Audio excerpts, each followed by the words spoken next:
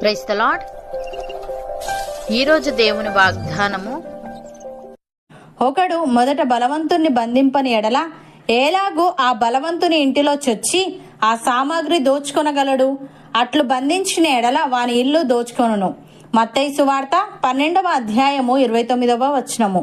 సహోదరి సహోదరులారా, యేసయ్య దయ్యములు వెళ్ళగొట్టుట పరిసయ్యులు చూచి, ఇతడు దయ్యములకు అధిపతి అయిన బయల్జెబూలు వలన దయ్యములను వెళ్ళగొట్టుచున్నాడని యేసయ్యకు వ్యతిరేకంగా మాట్లాడిరి.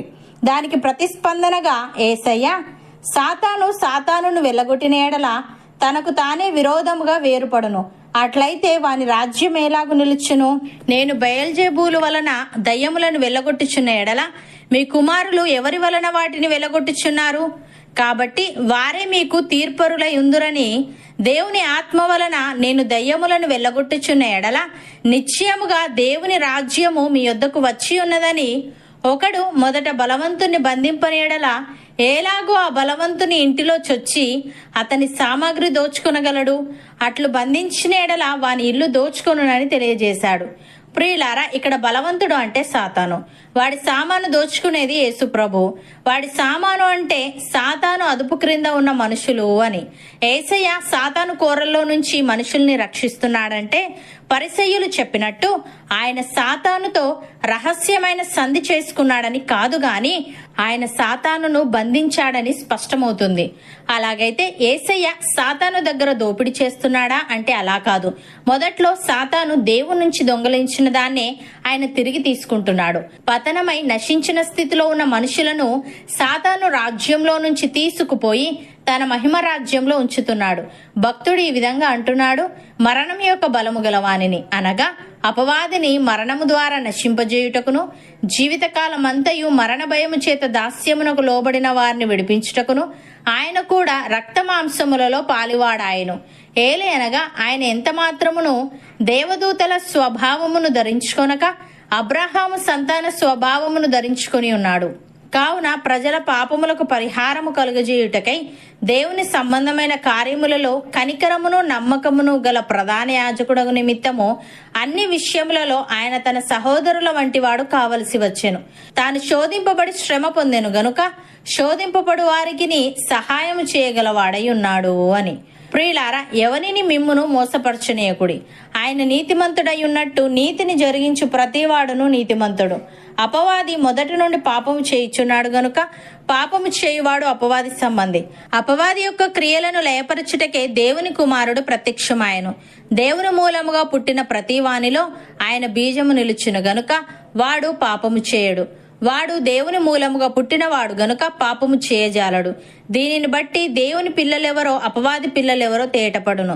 నీతిని జరిగించని ప్రతివాడును తన సహోదరుణ్ణి ప్రేమింపని ప్రతివాడును దేవుని సంబంధులు కారు.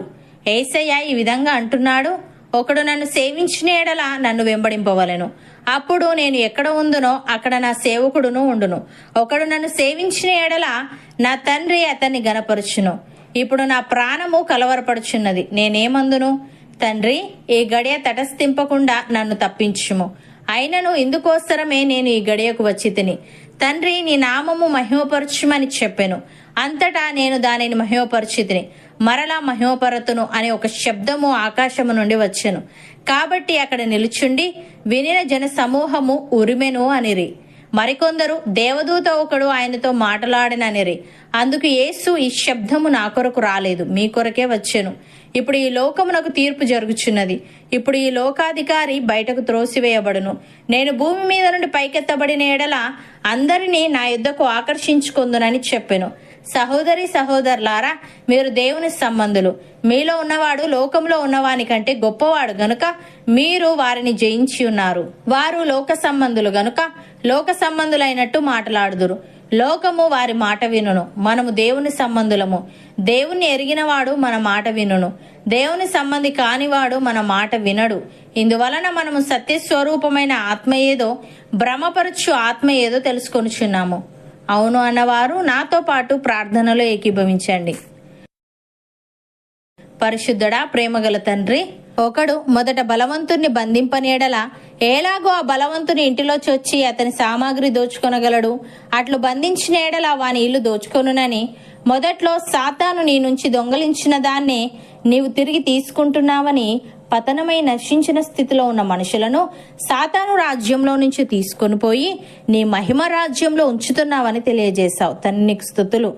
దేవా, ఎవరిని మమ్మును మోసపరచనీయక నీవు నీతిమంతుడవై ఉన్నట్టు మేమును నీతిగా జీవిస్తూ సహోదర ప్రేమ కలిగి ఉండుటకు సహాయము దయచేయమని, మేము నీ సంబంధులము గనుక మాలో ఉన్న నీవు ఈ లోకంలో ఉన్నవానికంటే గొప్పవాడవు గనుక మేము ఈ లోకంలో జీవితం జీవించుటకు కృపచూపమని, సత్య స్వరూపమైన ఆత్మ ఏదో, భ్రమపరచు ఆత్మ ఏదో తెలుసుకునే ఆత్మీయత మాలో ప్రతి ఒక్కరికి నీవే దయచేయమని యేసుక్రీస్తు నామమున ప్రార్థిస్తున్నాము తండ్రి. ఆమెన్.